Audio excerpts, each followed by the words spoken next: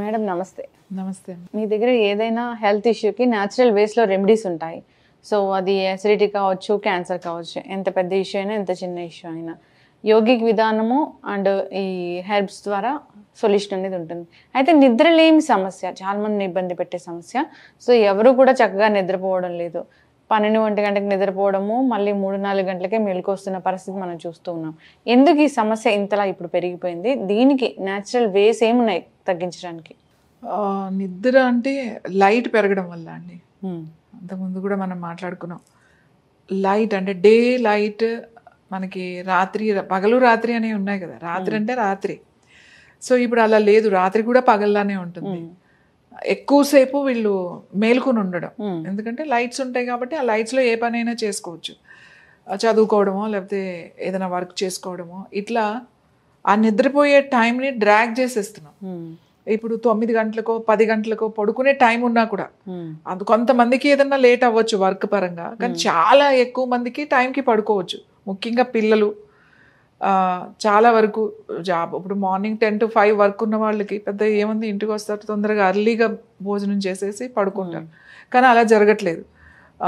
ఇప్పుడు ఏంటి అంటే ఎక్కువ డిజిటల్ ఇది ఎక్కువగా ఉంది కాబట్టి మొబైల్స్ చూడడం, కంటిన్యూస్గా ఒక మొబైల్ చూడడం వల్ల అది ఇంటికి వచ్చి రిలాక్స్డ్గా ఆ రోజు పెట్టిన పోస్టులు లేకపోతే వీళ్ళు పెట్టడం కానీ అవన్నీ చూడడం కానీ, దీని వలన ఆ స్క్రీన్ చూడడం వల్ల మనకి ఆ మెలటోనిన్ రిలీజ్ కావట్లేదు.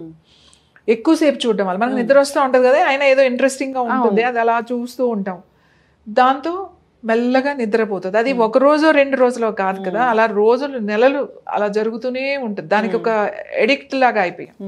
ఇంకోటి లేట్ మీల్స్ చేయడం, చాలా లేట్గా భోజనం చేయడం, అది కూడా చాలా మార్చుకోవాలి. లేట్ మీల్స్ అసలు చేయడానికి వీల్లేదు.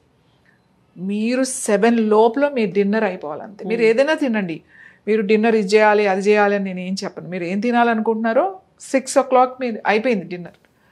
సో మీరు పడుకునే టైంకి డైజెషన్ ఏం పని ఉండకూడదు, పొట్ట మీద ఏం పని ఉండకూడదు. ఎందుకంటే మనం పడుకుంటాం కదా, పడుకున్నప్పుడు ఎలా అయినా పడుకుంటాం. మన అబ్డామిన్ దానికోసం ఆ జ్యూసెస్ ప్రొడ్యూస్ అవ్వడానికి ఇలా ఎప్పుడైతే ఇలా పడుకున్నామో డైజెషన్ సిస్టమ్ స్లో అయిపోతుంది. సో అది పనిచేస్తుంది, కష్టపడి పనిచేస్తుంది. ఎందుకంటే మనం తీసుకున్న ఆహారాన్ని అరగించడానికి, దాన్ని న్యూట్రిషన్గా మార్చి పంపించడానికి దాని పని అయితే అది చెయ్యాలి. ఈ క్రమంలో మీకు నిద్రపోతుంది. ఇది జరుగుతున్న టైంలో మీకు స్లీప్ రాదు. ఇది ఏదో 1 రోజు 2 రోజులు జరిగేది కాదు, నెలలు సంవత్సరాలు ఇలా జరుగుతుంటే స్లోగా మెలటోనిన్ రిలీజ్ అనేది తగ్గిపోతుంది. ఇది ఒకటి. లేట్ మీల్స్ ఒకటి.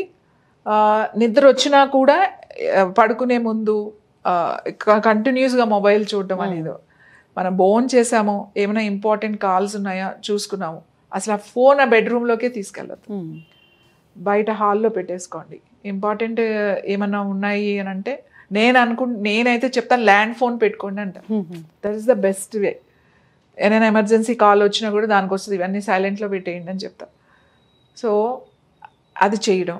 ఇంకొకటి ఏంటి అని అంటే ఖచ్చితంగా వారానికి 1 రోజు ఉపవాసం. ఉపవాసం అంటే అన్నీ ఉపవాసమే, అన్నీ ఫాస్టింగే. ఏది ఫుడ్, తర్వాత ఈ ఫోన్స్ మాట్లాడకూడదు. ఖచ్చితంగా ఒక టైం పెట్టుకోవాలి. నేను ఈరోజు ముట్టుకోను ఫోన్, ఏదైనా ఉంటే డైరెక్ట్గానే మాట్లాడతాను అంతే. ఫోన్స్ మీద నేను ఉండను. ఈయన ఎమర్జెన్సీ కాల్స్ అది వేరే విషయం, దాన్ని నేను ముట్టుకోను. ఆ వీడియోలు చూడటము, రిప్లై ఇవ్వడము, లైక్లు పెట్టడము, ఇలాంటి కార్యక్రమాలు ఏమీ చేయకూడదు.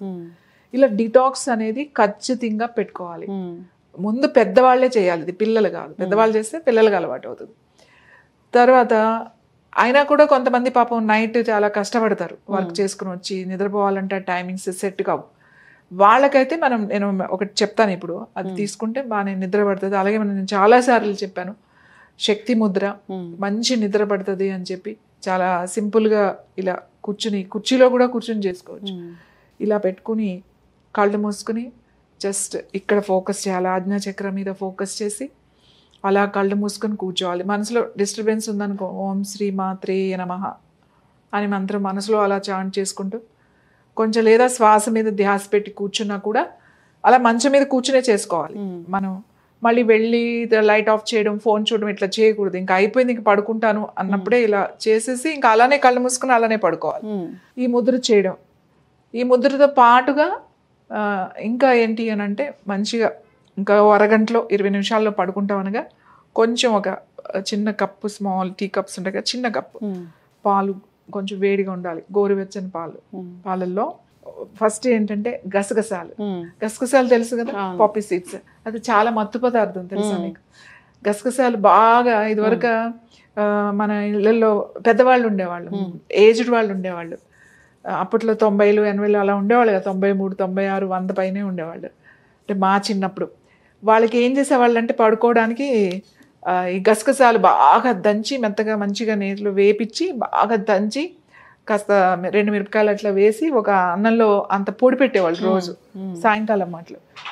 ఎందుకు అంటే నిద్రపోతారు అని చెప్పేసి, అందులో అలా నిద్రపోయే గుణం ఉంటుంది అన్నమాట, మత్తు ఇది. సో గసగసాలు 100 గ్రామ్స్ అనుకోండి, 100 గ్రామ్స్ గసగసాలకి ఊరికే లైట్గా వేయించాలి అంతే. తర్వాత ఒక జాజికాయ అంటాం తెలుసు కదా, నట్మగ్ మన మసాలాల్లో వాడతాం, రౌండ్గా ఇంత ఉంటుంది జాజికాయ, ఒక జాజికాయ సరిపోతుంది 100 గ్రామ్స్ దానికి, ఒక జాజికాయ. తర్వాత ఒక 50 గ్రామ్స్ 50 గ్రాములు ఇలాచి, 50 గ్రాములు అంత అది మరీ ఎక్కువగా అనిపిస్తుంది, 25 గ్రామ్స్ కూడా తీసుకోవచ్చు ఇలాచి. అది ఒలిచేసి ఈ గసగసాలని, ఈ జాజికాయని, ఈ యాలకుల్ని, ఈ మూడిటిని గ్రైండర్లో వేసేసి మెత్తగా పౌడర్ చేసేసుకుని, ఆ పౌడర్ కొంచెం పటిక బెల్లం కూడా వేసుకోవచ్చు కొద్దిగా, అది 100 గ్రాములు అంటే 25 గ్రామ్స్ అంత పటిక బెల్లం వేసుకోవచ్చు. ఇంకా దాంట్లో మళ్ళీ ఏం కలపాల్సిన అవసరం ఉండదు. కావాలనుకుంటే స్వీట్గా నాకు కావాలి అనుకుంటే పటిక బెల్లం వేసుకోవచ్చు. అది పౌడర్ చేసి ఒక గ్లాస్ బాటిల్లో పెట్టుకోవాలి, గాజు సీసాలో పెట్టుకోవాలి, అది నిలువ ఉంటుంది. పెట్టుకుని రోజు పడుకునే ముందు ఈ గోరువెచ్చని పాలల్లో ఒక టీ స్పూన్, ఒక స్పూన్ పౌడర్ వేసుకుని కలిపి తాగి పడుకుంటే కూడా మంచి నిద్ర పడుతుంది. అంటే అది తాగగానే కాదు, ఒక 4 రోజులు, ఒక వారం రోజుల్లో మీరు కంటిన్యూస్గా చేస్తే అది మెల్లగా చేంజెస్ వస్తాయి. ఒకేసారి చేంజెస్ రావు. ఆల్ ఆఫ్ సడన్గా ఇదేమో ట్యాబ్లెట్ కాదు, స్లీపింగ్ ట్యాబ్లెట్ కాదు, ఇలా వేసుకోగానే అలా నిద్ర రావడానికి. ఆ లోపల చేంజెస్ రావాలి కాబట్టి కొంచెం కంటిన్యూగా వారం రోజులు చేసినప్పుడు మీకు రిజల్ట్ వస్తుంది. అసలు ముద్ర అయితే చాలామంది చేసినప్పుడే చెప్తారు, మేము 5 నిమిషాలు చేసామండి బాగా నిద్రపోయాము, 5 వరకు అసలు లేవలేదు, నాకు మెలకువే రాలేదని చెప్తారు. అది చేసినా కూడా మాకు కావట్లేదు అని అంటే ఇది బాగా పనిచేస్తుంది. ఈ పౌడర్ కూడా చాలా మంచిది, మనకి నర్వస్ సిస్టమ్ మీద బాగా పనిచేస్తుంది, చాలా రిలాక్స్ అవుతారు. ఏదేమైనా గుర్తుపెట్టుకోవాల్సింది ఏంటి అని అంటే తొందరగా తినడం, తర్వాత తొందరగా పడుకోవడానికి కూడా ఒక టైం పెట్టుకోవడం, తర్వాత ఇది తాగడం, ముద్ర చేయడం, మంచం మీదే కూర్చుని లైట్స్ ఆఫ్ చేయడం, ఇది చాలా చాలా ఇంపార్టెంట్. డార్క్ చేసుకోండి రూమ్ని, మీకు వెలుతురు ఉన్నంతసేపు నిద్ర రాదు. చాలా మంది అంటారు నాకు లైట్ ఉంటే నేను నిద్ర పడుతుందండి, ఆ లైట్ లేకపోతే నిద్రపోనండి, అది చాలా తప్పు. ఏం కాదు, మీరు లైట్ లేకుండా అంటే చిన్నదైనా కావాలంటే బెడ్ లైట్ లాంటి చిన్నది వేసుకోవచ్చు, కానీ ఎక్కువ డార్క్నెస్ నిద్ర పట్టట్లేదు అంటే మీ రూమ్ చాలా డార్క్గా ఉండాలి, గుర్తుపెట్టుకోండి, చాలా చీకటిగా ఉండాలి, అప్పుడే మీకు నిద్ర పడుతుంది. సో ఇవి పాటిస్తే 5